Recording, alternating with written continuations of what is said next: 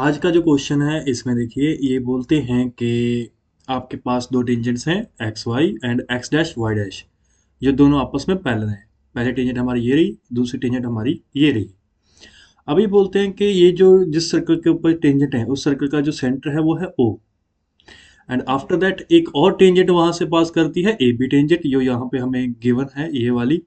ठीक है जी, with point of contact C intersecting xy tangent at A point and x dash y dash at B point।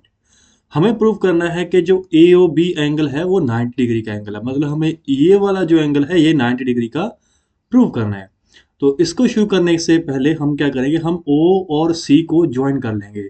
तो first of all जो answer है हमारा उसमें हम लिखेंगे ज्वाइन ओ सी।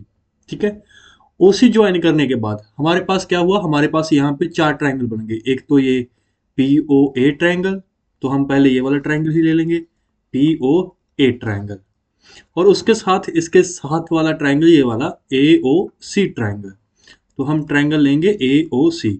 अगर आप ध्यान से देखोगे ये दोनों ट्रायंगल जो है ये कॉन्ग्रुएंट है। कैसे वो देखिए। सबसे पहले हम कह सकते हैं कि बी ए और ए सी की जो लेंथ है वो इक्वल है। क्यों?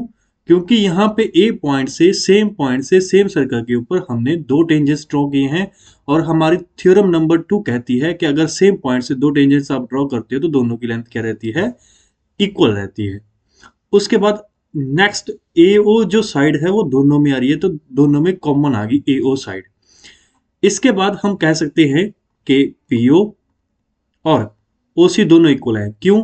क्योंकि PO और OC दोनों रेडियस हैं एक ही सर्कल की। तो ये तीनों साइड्स दोनों ट्रायंगल में क्या आ गई, इक्वल आ गई।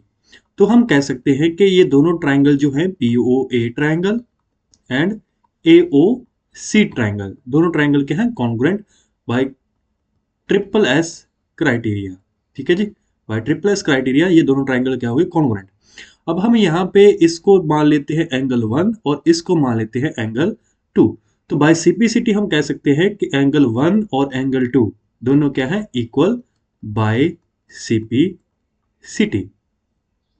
अब सेम वे में हमें क्या करना है, हमें ये जो नीचे वाले दो ट्रायंगल है इन दोनों को कॉन्ग्रुएंट प्रूव करना है। ये दोनों भी सेम वे में कॉन्ग्रुएंट होंगे। तो हम कह सकते हैं कि similarly triangle O C B और ट्रायंगल ओ बी क्यू दोनों क्या है, कॉन्ग्रुएंट है।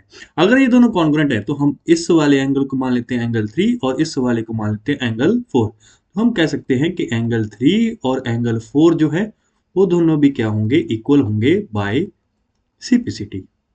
तो ये बन गई हमारे पास इक्वेशन नंबर 1 और ये बन गई हमारे पास इक्वेशन नंबर 2। इसके बाद नेक्स्ट, अब आप ये देखिए कि अगर हम इस पूरे क्वाड्रिलेटर को ले लें पी ए बी क्यू, इस पूरे क्वाड्रिलेटर में ले लें कौन से पी ए बी क्यू, या फिर आप ऐसा कीजिए इस क्वाड्रिलेटर को भी पूरा मत लीजिए, आप ऐसा कीजिए। इन्होंने क्या बताया कि एक्स वाई टेंजेंट और X dash Y dash tangent, यानी कि ये दोनों टेंजेंट क्या है, आपस में पैरेलल है। अगर ये दोनों आपस में पैरेलल है तो ये पूरा एंगल पी ए सी, कौन सा angle, angle P A C plus angle A B Q दोनों का सम कितना होगा, 180 डिग्री होगा। क्यों? क्योंकि ये दोनों है को इंटीरियर एंगल्स। अब पी ए सी एंगल कहां से बना है, पी ए सी एंगल बना है एंगल 1 और एंगल 2 से। Similarly angle A B Q बना है एंगल 3 प्लस एंगल 4 से। अब इसके बाद लेकिन हमने इक्वेशन नंबर 1 से क्या प्रूव किया था कि एंगल 1 और एंगल 2 क्या है, इक्वल।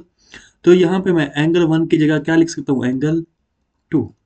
सिमिलरली एंगल 3 और एंगल 4 क्या थे, इक्वल थे सेकंड इक्वेशन में।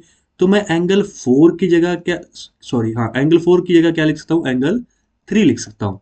अब एंगल 2 प्लस एंगल 2 कितना बन गया, twice of angle 2। Angle 3 plus angle 3 कितना बन गया, ट्वाइस ऑफ एंगल 3। तो हम कह सकते हैं कि एंगल 2 प्लस एंगल 3 का जो डबल है वो किसके इक्वल होगा, 180 डिग्री के इक्वल होगा। अब 2 के साथ ये 180 डिग्री कैंसिल होगा, 2 हो जाएगा, हमारे पास बचेगा 90 डिग्री।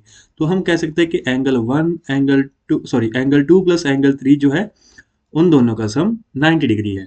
अब हम ट्राइंगल लेंगे ए ओ बी ट्राइंगल।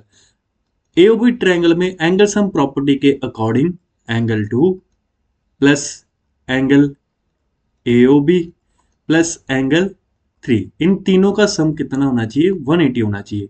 लेकिन एंगल 2 और एंगल 3 का सम कितना बताया हुआ है? 90। तो हम इसकी जगह 90 डिग्री पुट कर देंगे और हमारे पास एंगल ओ ए ओ बी जो है उसकी वैल्यू निकल के आएगी कितनी? 90 डिग्री। और यही हमने क्या करना था? यही हमने जो है प्रूव करना था। यहाँ पे जो है ये वाला क्वेश्चन आपका खत्म हो जाता है जी।